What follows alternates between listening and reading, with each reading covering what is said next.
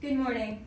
I'm so incredibly humbled and honored to have received this recognition and being given the opportunity to share my heart with you on National Read Across America Day.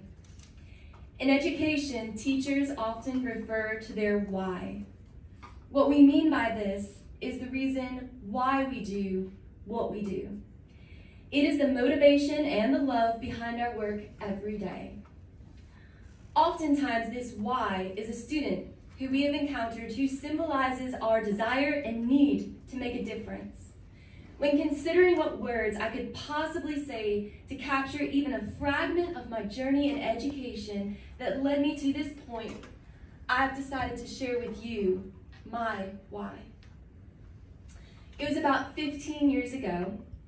I was teaching 9th grade history at West Johnston High School, and I had a student in my class who had gotten to the point that he absolutely hated school and had given up on himself completely.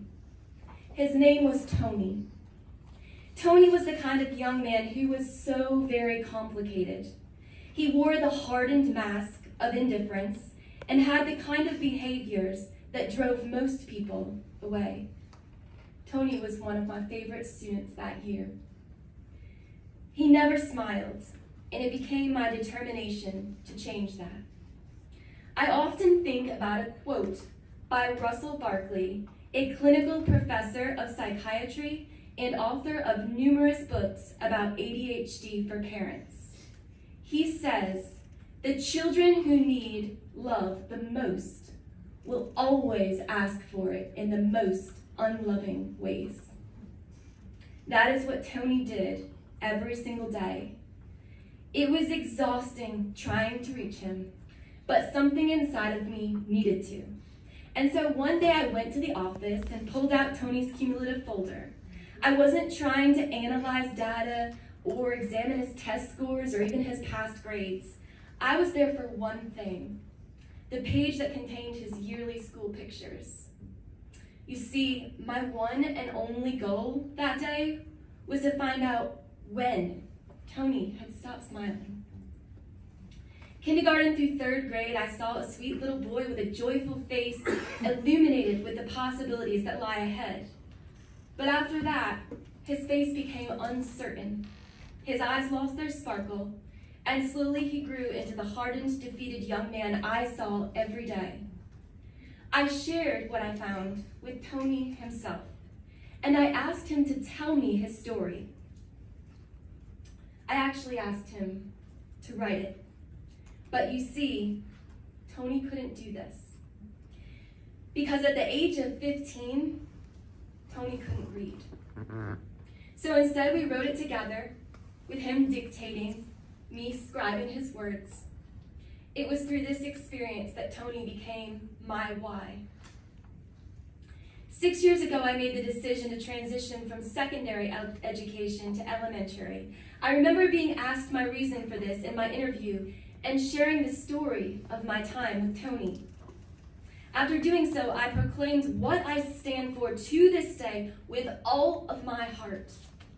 I want to do everything I can to teach children to believe in themselves and develop a lifelong love of learning so that there will never be a year that they stop smiling. There are so many factors that go into making this commitment, but one of the greatest is literacy.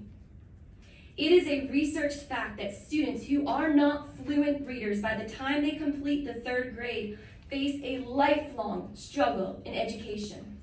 And so as a 3rd grade English language arts teacher, I have both the opportunity and the responsibility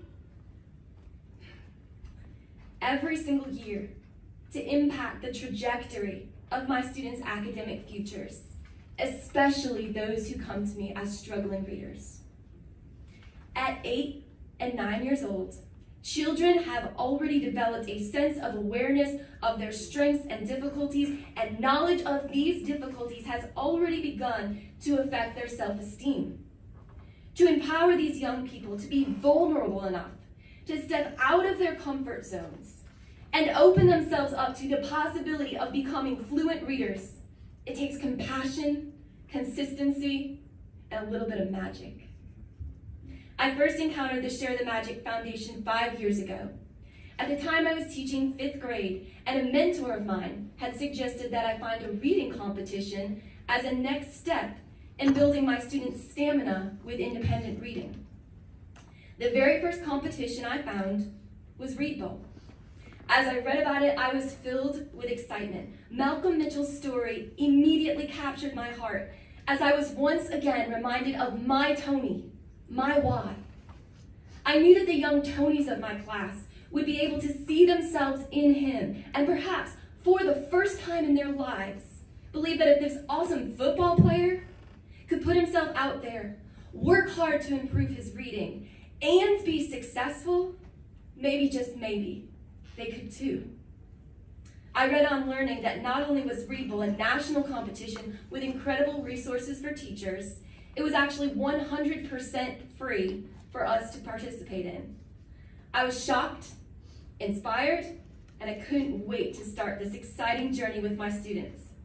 To say that Read Bowl impacted our lives that year is a massive understatement. It was truly transformative. You could literally see the sparkle in every single one of my students' eyes throughout what was likely the most important 4 weeks of their education thus far. It's been 5 years since that first Read Bowl experience, and my work as a member of the Share the Magic Foundation's Teacher Advisory Board has become an inextricable piece of my heart as an educator. It is so life-giving to be able to partner with a nonprofit organization whose sole mission is to inspire kids to read to a better future by empowering educators with free, engaging virtual reading challenges, inspiring students through impactful in-school programs, and introducing book ownership. Schools that receive Title I funding are eligible to use that funding to bring Malcolm's reading rallies straight to their schools. The organization also has a matching grant program. Experiencing the momentum of this movement within our own state has been incredible. In 2018, the first year I began participating in Read Bowl, North Carolina had 2,000 participants, which is awesome, right? It is. But this year, that number grew to an astounding 11,000 students. How amazing is that? It is my goal to continue to promote and support North Carolina Public Schools' participation not only in Read Bowl, but also in Read with Malcolm's other virtual challenges, all of which are 100% free. Read Camp, Read Marathon, and Read Madness, which we are about to kick off for the first time in just a few weeks. At the school level every year, I can't wait to share Malcolm's story with my students and engage them in these reading competitions. Not because I want to compete against other teachers and students around the world, but because I now know, with all that I am, that no matter what the outcome of the competition, the magic of reading will be firmly rooted inside of their hearts and minds, and that is the greatest win of all. I can't wait to see what this next year holds as I do everything I can to make you proud as a North Carolina teacher, literacy advocate, and the 2023 Share the Magic Foundation Educator of the Year. Thank you.